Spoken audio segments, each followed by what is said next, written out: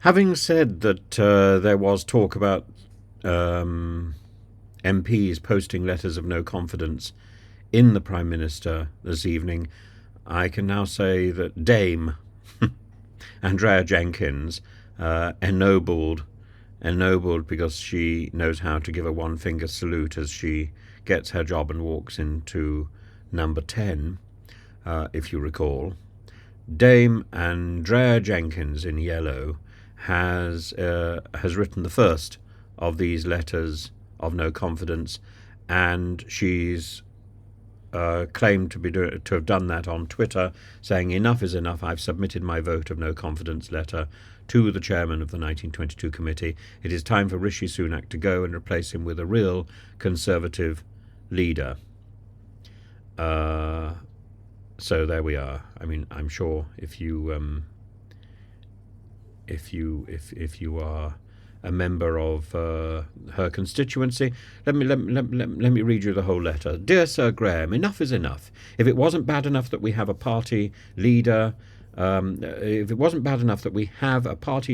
the party members rejected, the polls demonstrate that the public reject him, and I am in full agreement. It is time for Rishi Sunak to go. Rishi's Machiavellian involvement in getting rid of our democratically elected leader, Boris Johnson, who bravely fought for Brexit when Parliament was in deadlock.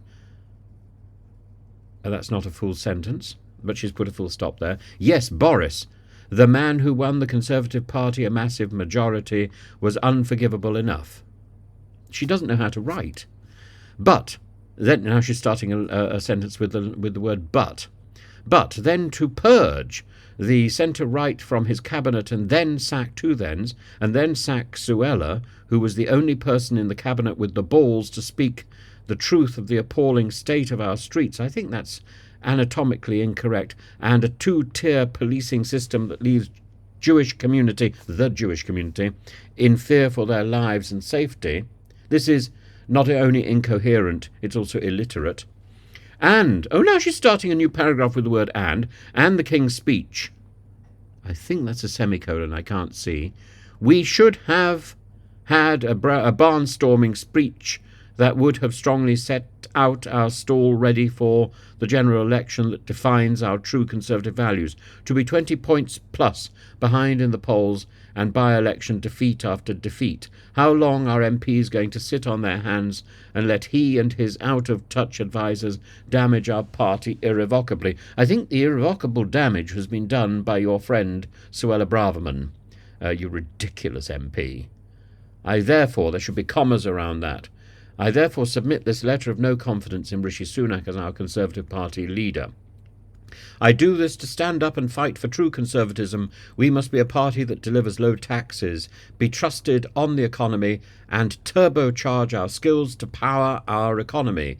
We must be strong on law and order, take control of our borders, be energy independent as a nation, and stand up for our freedom of speech. I hope other Conservative MPs follow suit. This is our last chance. That's all one sentence. To stop Starmer, it's actually two sentences there. This should be a capital letter. Suit should be a full stop. The man who tried to put Jeremy Corbyn into number 10.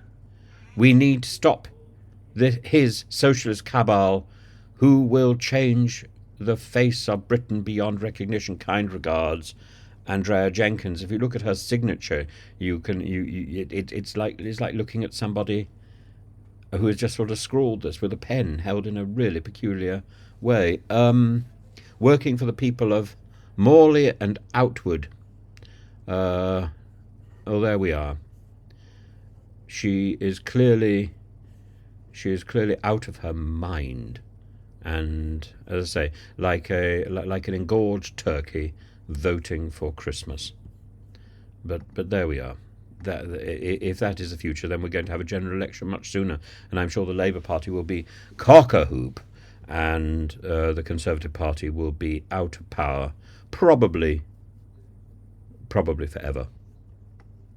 And we will end up with a government that is facing a non-opposition, which will do nobody any good.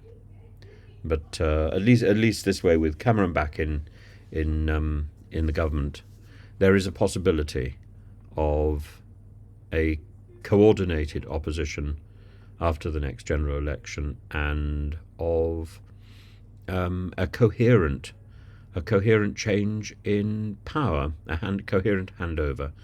This will be the most extraordinary general election, where a Labour Party will probably be coming in with an economy which is barely limping forward. That I think is a first, and it will be very interesting to see what a Labour government does with that. But we wait to see.